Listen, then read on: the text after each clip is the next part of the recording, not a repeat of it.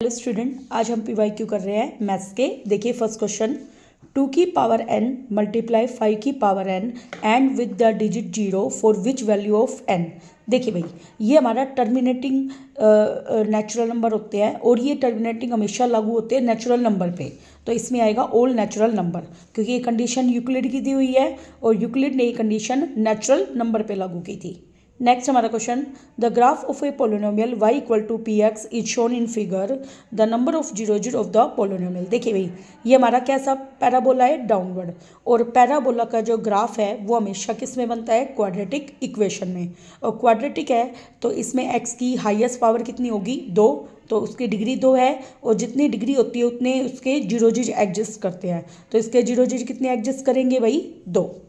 Next question, the pair of linear equation 3x plus q y equal to 7 और p x plus में 10y equal to 15 have no solution then value of p q. देखिए भाई, no solution के लिए क्या condition होती है, a1 by a2 बराबर होता है b1 बाई b2 के, और वो इक्वल नहीं होता c1 बटे में c2 के।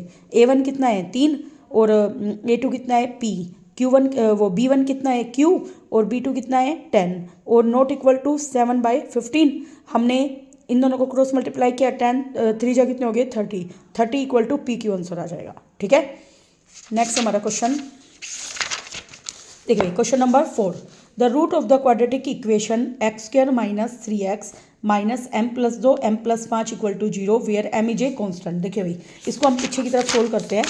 देखिए भाई, हमारे पास ये सोल्यूशन गिवन है कि x square minus 3x minus m plus 2 और एम प्लस 5। देखिए भाई, अब हमें बताना है तीन कब फैक्टर आते हैं। तीन फैक्टर कब आते हैं, जब हम क्या कर रहे हैं। देखिए, हमने इसमें कुछ नहीं किया, हमने इसमें क्या किया है, हमने इसको लिखा है, देखो माइनस एम प्लस 2 और एम प्लस 5 है, उतना जोड़ा उतना घटाया। ठीक है, और minus x plus x same है, एम प्लस 5 एम प्लस 2, तो ये वाली ट्रिक हमें याद रखनी है। और माइनस में m plus 2 m plus 5 as it is है। तो 3 बनाने के लिए देखो 3 कब बनेगा, मेरे को एक बार बताइए। एम प्लस 5 में से घटाए माइनस एम माइनस के 2, तो एम से एम कट गया, तो 5 में से 2 गया 3। तो इससे आपको ये ट्रिक याद रखनी है, एम प्लस 5 में से क्या घटाना है आपको, एम प्लस 2। तो एम प्लस 5 एम प्लस 2, पीछे एक्स एक्स हम लगाई देंगे, हो गया।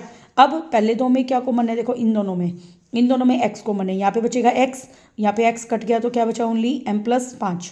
इन दोनों में क्या कॉमन है, एम प्लस 2 ओनली, और एक्स अंदर बचा, एम प्लस 2 हट गया तो एम प्लस 5। अब हमारे पास ये क्या वैल्यू आ गई भाई, एक्स माइनस एम प्लस 5, और ये क्या बचा, एक्स माइनस एम प्लस 5 और एक्स प्लस में एम प्लस 2 बराबर 0। तो यहाँ से एक्स की वैल्यू क्या आ जाएगी, एम प्लस 5, और एक बार एक्स की वैल्यू आएगी माइनस के एम प्लस 2, तो ये हमारे फैक्टर हो जाएंगे। नेक्स्ट हमारा क्वेश्चन नंबर 6, फिफ्थ में, which of the following is not true. कौन सा इसमें से ट्रू नहीं है। जो जनरल फॉर्म है AP की वो क्या होती है, ए प्लस डी, ए प्लस 2D, ए प्लस 3D, ये बिल्कुल ट्रू है। जो nth टर्म है AP की, उसका फॉर्मूला होता है a plus n minus 1 into D, लेकिन यहाँ पे क्या दे रखा है, माइनस, इसलिए ये हमारा रॉन्ग है। अगले ऑप्शन को भी रीड आउट कर लेते हैं। SN का क्या फॉर्मूला होता है हमारा, n/2 2a plus n minus 1 into D, और SN का क्या फॉर्मूला होता है, an निकालने के लिए SN में से क्या घटाते हैं, SN माइनस 1। तो हमारा कौन सा ऑप्शन आएगा, बी। नेक्स्ट क्वेश्चन, ये ट्राइंगल है ABC जिसमें DE किसके पैरेलल है भाई, BC के। अब हमें D और E पॉइंट्स रखे AB और AC पर, देन हमें बतानी है। देखो भाई, AB के नीचे क्या रख दी, AD, और AC के क्या नीचे रख दी, AE, बिल्कुल ठीक है। अगला AD के नीचे क्या है, BD, और DE के नीचे BC है, ये गलत है। क्यों, देखो AD बटे में BD तो एक छोटा ट्राइंगल और फिर अगले की हुई है, और DE और BC लेते हैं तो एक छोटी ट्राइंगल और एक बड़ी ट्राइंगल लेते हैं, इससे ये रॉन्ग आएगा। अगला AD के नीचे है BD, और देखो इधर से तो हम शुरू करते हैं AD के नीचे BD, तो यहाँ पे ऐसे होना चाहिए ना, AE के नीचे CE, लेकिन इसने उल्टा लिख रखा है, C पहले फिर AE बाद में। ठीक है, पहले क्या लिख रखा है, C पहले फिर AE बाद में इस वाले ऑप्शन में, इसलिए ये रॉन्ग है। तो हम ए ऑप्शन पे जाएंगे जो कि करेक्ट है। नेक्स्ट, A01 एक पॉइंट है, इक्वी डिस्टेंस है जो B और C से, और हमें x की वैल्यू बतानी है। देखो भाई, A हमारा क्या पॉइंट है, 01, और B पॉइंट है 5 और -3, और C है x और 6। इक्वी डिस्टेंस है तो AB और AC क्या होंगे, बराबर। AB AC बराबर है तो उनके स्क्वायर भी बराबर। डिस्टेंस फॉर्मूला लगाएं, 0 माइनस 5 का स्क्वायर, 1 माइनस माइनस प्लस 3 का स्क्वायर, बराबर 0 माइनस एक्स का स्क्वायर और 1 माइनस 6 का square.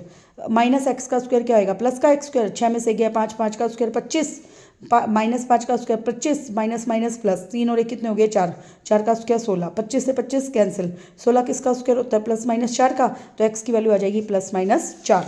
Next question number 9, tan theta दे रखा है √3 - 1 और हमें sin थीटा की वैल्यू निकालनी है। देखो भाई tan थीटा क्या होता है p/b, तो p आ गया √3 - 1, b कितना है 1 और p दे रखा b दे रखा है, h का स्क्वायर क्या होता है भाई p का स्क्वायर प्लस में b का स्क्वायर, p है √3 - 1 का स्क्वायर और 1 का स्क्वायर, एक a का स्क्वायर प्लस b का स्क्वायर -2ab, 1 का स्क्वायर 1, √3 का स्क्वायर 3, 1 का स्क्वायर 1 माइनस का 2 √3, 3 और 1 4 और 1 5 -2 √3 हो गए।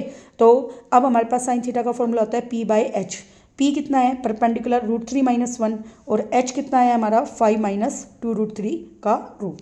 ठीक है, नेक्स्ट क्वेश्चन नंबर 10, थीटा दे रखा है 30 और हमें 4 cos की क्यूब थीटा -3 cos थीटा की वैल्यू निकालनी है। देखिए भाई क्वेश्चन नंबर 10, देखो 4 cos थीटा 30 है उसकी क्यूब -3 cos 30, cos 30 की वैल्यू होती है √3/2 उसकी क्यूब और -3 गुना में cos 30 की वैल्यू √3/2, 4 √3 की क्यूब होती है 3 √3, 2 की क्यूब होती है 8 -3 √3/2, 4 से 8 कटा 2 पे तो क्या बचा 3 √3/2 माइनस के 3 √3/2, सेम में से सेम गया 0 और cos 0 की वैल्यू 0 कब होती है cos 90 पे। Next question number 11, the ratio of shadow of pole to is height is √3:1 दे रखा है और हमें सन का एलिवेशन एंगल बताना है। देखिए मान लो ये एक पोल है और इसकी शेडो जमीन पर क्या गिरी BC, AB तो हाइट है और BC क्या है शेडो। अब हमें हाइट तो पहले दे रखी है और हाइट BC है और बटे में AB दे रखा है, तो B बटे में P कौन होता है कोट, कोट की वैल्यू दे रखी है √3, कोट √3 कब होता है 30 पे। ठीक है, तो थीटा 30 आ जाएगा। क्वेश्चन नंबर 12, देखिए भाई हमें ROS दे रखा है, ROS कितना दे रखा है 110 और हमें POQ बताना है। देखो ये कैसा क्वाड्रिलेटर है साइक्लिक, साइक्लिक क्वाड्रिलेटर की क्या प्रॉपर्टी होती है अपोजिट एंगल का जोड़ कितना होता है 180, तो एंगल ROS और एंगल ROS और POQ का जोड़ कितना आएगा 180, POQ कितना है 110, ROS निकालना है तो 180 में से 110 घटाएंगे तो कितना आ जाएगा भाई 70। नेक्स्ट क्वेश्चन, AB और CD दो टेंजेंट दे रखे हैं एक सर्कल पे जो कि रेडियस क्या है अनइक्वल और एक दूसरे को इंटरसेक्ट कर रहे हैं। देखो इसकी रेडियस और इसकी रेडियस अनइक्वल है। अब हमें बताना है कि इनमें से कौन सा ऑप्शन ठीक है। देखो भाई हम जानते हैं जब कोई टेंजेंट के बाहर पॉइंट होता है तो वहाँ से टेंजेंट जब ड्रॉ करते हैं तो उनकी लेंथ क्या होती है इक्वल, तो AP बराबर CP हो गया। इसी तरीके से BP बराबर DP हो गया, तो लेफ्ट में लेफ्ट जोड़ा राइट में राइट, AP में BP जोड़ा, AP में BP जोड़ा तो पूरा AB बना और CP में DP जोड़ा तो पूरा CD, तो AB बराबर CD ऑप्शन आ गया, तो वो किस में सही है भाई B में। अगला, area of sector of a circle की रेडियस कितनी है 21, उसका एरिया ऑफ सेक्टर दे रखा है 231 और हमें आर्क की रेडियस बतानी है। देखो काफ़ी इंटरेस्टिंग क्वेश्चन है। देखिए एरिया ऑफ सेक्टर क्या होता है πr² थीटा अपॉन में 360, वो दे रखा है 231, πr²। देखो लेंथ ऑफ आर्क का फॉर्मूला होता है 2πr थीटा अपॉन में 360, 2 से 360 को काट के मैंने 180 कर दिया, तो इसका मतलब मुझे वैल्यू निकालनी है πr थीटा अपॉन में 180 की। मैंने इसको तोड़ दिया, देखो r² को r गुना में r लिखा, बाकी वो सेम है πr थीटा, 360 को आगे तोड़ दिया 180 गुना में 2, तो इसका मतलब हमें इसकी वैल्यू निकालनी है। तो r की वैल्यू क्या है 21 बटे में 2, देखो r की वैल्यू 21 दे रखी थी स्टार्टिंग में, वैल्यू पुट करी और ये उलट जाएगा उधर जाके, तो 2/21 बचा, 21 से 231 जाएगा 11 पे, तो 11 को 2 से गुना किया 22 सेंटीमीटर आ जाएगा। देखिए नेक्स्ट क्वेश्चन नंबर 15, हमें दे रखा है in the given figure perimeter of the shaded region दे रखा है। शेडेड रीजन देखो ये वाला है, तो इसका पेरीमीटर क्या आएगा PQ प्लस QR प्लस में SR प्लस में PS आएगा। अब देखो PQ ये पूरा 14 है और ये 7 है, तो ये कितना बचेगा 14 में 7 गए 7, तो PQ है 7, QR की लेंथ क्या आएगी 2πr थीटा अपॉन में 360, इसको कैपिटल R नाम दे, कैपिटल R का है यहाँ पे 14 और स्मॉल r कितनी है 7, और RSB हमारे पास कितना है 7, PS निकालने के लिए 2π स्मॉल r थीटा अपॉन में 360।